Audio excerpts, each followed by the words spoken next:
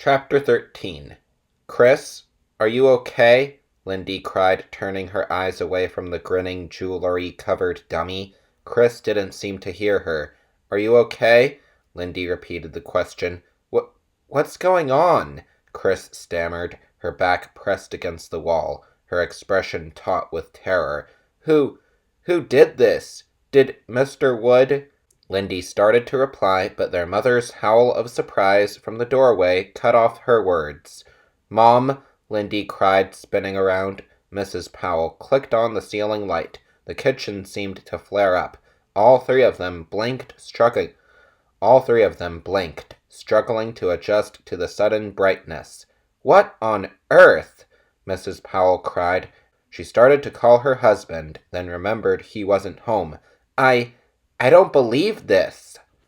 Barky came bounding into the room, his tail wagging. He lowered his head and started to lick up some spilled milk. "Out you go," Mrs. Powell said sternly. She picked up the dog, carried him out, and closed the kitchen door. Then she strode into the center of the room, shaking her head, her bare feet narrowly missing the puddle of milk.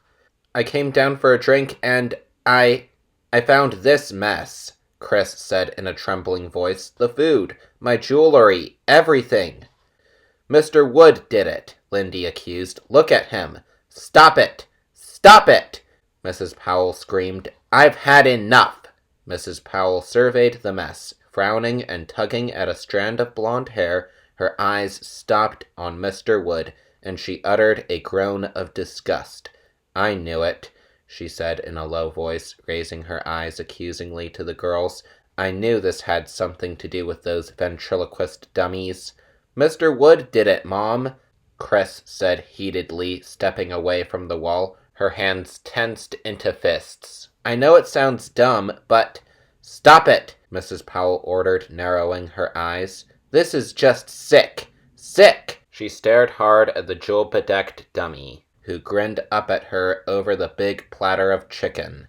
"I'm going to take the dummies away from you both," Mrs. Powell said, turning back to Lindy and Chris. "This whole thing has just gotten out of control." "No!" Chris cried. "That's not fair," Lindy declared. "I'm sorry. They have to be put away," Mrs. Powell said firmly. She let her eyes move over the cluttered floor and let out another weary sigh.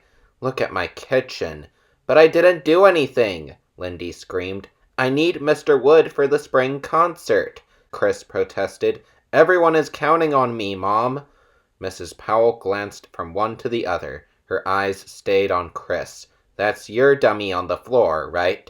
"Yeah," Chris told her, "but I didn't do this. I swear." "You both swear you didn't do it, right?" Mrs. Powell said, suddenly looking very tired under the harsh ceiling light. "Yes," Lindy answered quickly. "Then you both lose your dummies." "I'm sorry," Mrs. Powell said. "One of you is lying. I really can't believe this." A heavy silence blanketed the room as all three Powells stared down in dismay at the mess on the floor. Chris was the first to speak. "Mom, what if Lindy and I clean everything up?" Lindy caught on quickly. Her face brightened. "Yeah, what if we put everything back, right now? Make the kitchen just like normal. Make it spotless. Can we keep our dummies?" Mrs. Powell shook her head. "No, I don't think so. Look at this mess. All the vegetables are spoiled, and the milk." "We'll replace it all," Chris said quickly, "with our allowance, and we'll clean it up perfectly. Please, if we do that, give us one more chance." Mrs. Powell twisted her face in concentration, debating with herself. She stared at her daughters' eager faces. "Okay," she replied finally. "I want the kitchen spotless when I come down in the morning. All the food, all the jewelry, everything back where it goes." "Okay," both girls said in unison. "And I don't want to see either of those dummies down here in my kitchen again," Mrs. Powell demanded. "If you can do that, I'll give you one more chance." "Great!" both girls cried at once. "And I don't want to hear any more arguments about those dummies," Mrs. Powell continued. "No more fights, no more competing, no more blaming everything on the dummies. I don't want to hear anything about them. Ever. You won't," Chris promised, glancing at her sister. Thanks, Mom, Lindy said. You go to bed, we'll clean up. She gave her mother a gentle shove toward the doorway. Not another word, Mrs. Powell reminded them. Right, Mom, the twins agreed. Their mother disappeared toward her room. They began to clean up. Chris pulled a large garbage bag from the drawer and held it open while Lindy tossed in empty cartons and spoiled food. Chris carefully collected her jewelry and carried it upstairs. Neither girls spoke. They worked in silence, picking up, scrubbing, and mopping until the kitchen was clean. Lindy closed the refrigerator door. She yawned loudly. Chris inspected the floor on her hands and knees, making sure it was spotless. Then she picked up Mr. Wood. He grinned back at her as if it was all a big joke. This dummy has been nothing but trouble, Chris thought. Nothing but trouble. She followed Lindy out of the kitchen, clicking off the light as she left. The two girls climbed the stairs silently. Neither of them had spoken a word. Pale moonlight filtered into their room through the open window. The air felt hot and steamy. Chris glanced at the clock.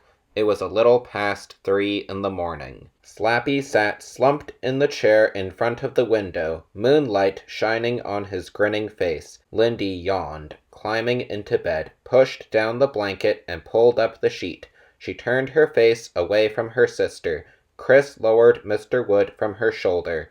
You're nothing but trouble, she thought angrily, holding him in front of her and staring at his grinning face. Nothing but trouble. Mr. Wood's wide, leering grin seemed to mock her. A chill of fear mixed with her anger. I'm beginning to hate this dummy, she thought. Fear him and hate him. Angrily, she pulled open the closet door and tossed the dummy into the closet. It fell in a crumpled heap on the floor. Chris slammed the closet door shut, her heart thudding. She climbed into bed and pulled up the covers. She suddenly felt very tired. Her entire body ached from weariness. She buried her face in the pillow and shut her eyes. She had just about fallen asleep when she heard the tiny voice. Let me out! Let me out of here! It cried, a muffled voice coming from inside the closet.